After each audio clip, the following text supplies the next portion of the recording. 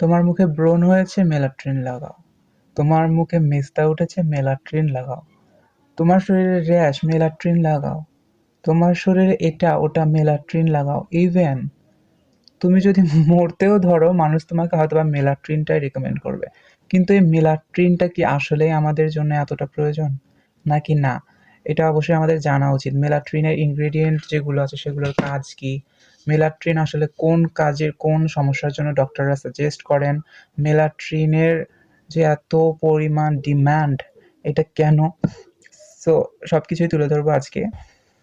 তো প্রথমে যেটা বলতে হবে, মেলাট্রিন আসলে একটি কার্যকর ক্রিম, কিন্তু এটা কোন ক্ষেত্রে কার্যকর? আমাদের যাদের মেস্তা আছে, মেলাজমা মুখে, তাদের জন্য এই মেলাট্রিনটা অনেক কার্যকর।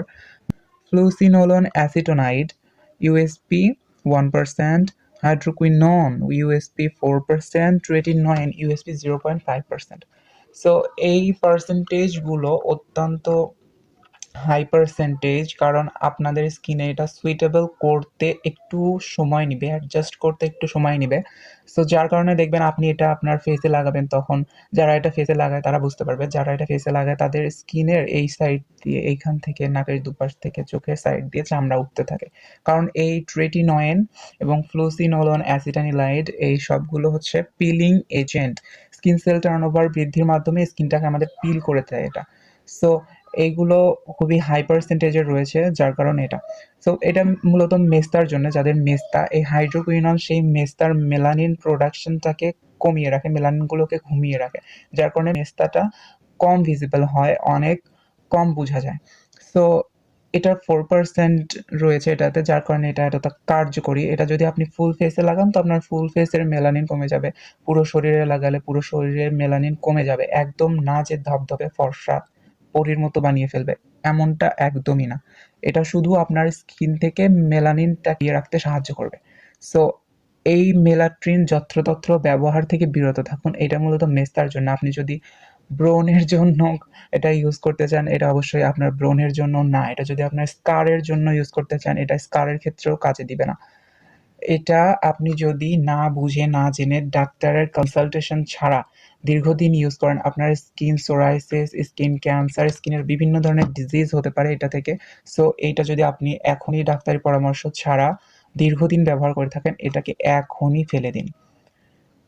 আমি দেখেছি অনেক ছেলেরাও এটা ইউজ করে। আমি এত স্কিন কেয়ার করি তবুও আমি নিজে কখনো এটা ব্যবহার করিনি। এটা আজকে ভিডিও করার জন্য আমি এটা বের বের করেছি। সো এই জিনিসটা কখনোই ছেলে মেয়ে যাদের মেস্তা আছে অনলি, তাছাড়াও ডক্টর সাজেশন ছাড়া আপনি কখনো এটা ইউজ করবেন না, যদি আপনার মেস্তা থাকেও।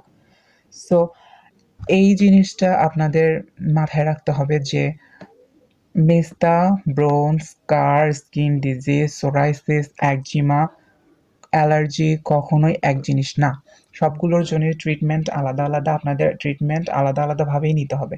সো এই জিনিসটা আমার দেখানোর কারণ হচ্ছে সবাই এটা একাধারে ইউজ করে যাচ্ছে। আমি যেটা দেখেছি, আমার পাশের বাসার এক ভাইকে ইউজ করতে দেখেছি। সে বলে আমার এখানে একনি উঠেছে, অনেক বাম্পস, গুটি গুটি, আমি এই জন্য এটা ইউজ করছি।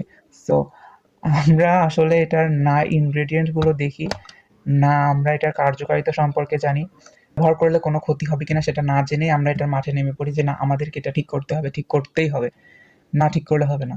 পারলে আমরা আমাদের স্কিনের মনে হয় উপরের চামড়াটাকেই তুলে ফেলতে চাই যতক্ষণ না সমস্যাটা কিওর হচ্ছে। সো এই ট্রেটিনয়েন তো আমরা জানি আমাদের সেল টার্নওভার বাড়ায়, হাইড্রোকুইনন আমাদের স্কিনের যে মেলানিন প্রোডাকশন এইটাকে কন্ট্রোল করে। এখন ফ্লুসিনোলন অ্যাসিটানিলাইড, এটা হচ্ছে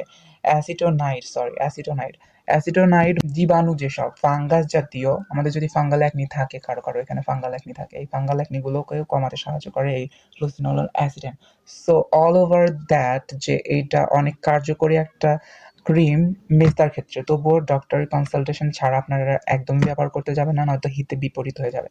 সো আজকে আমার এইটা সতর্কতামূলক ভিডিও ছিল। আপনারা যারা এটা ব্যবহার করছেন না জেনে না বুঝে ভুল ক্ষেত্রে, সো তারা সাবধান হয়ে যান, এটার ব্যবহার করা বন্ধ করুন।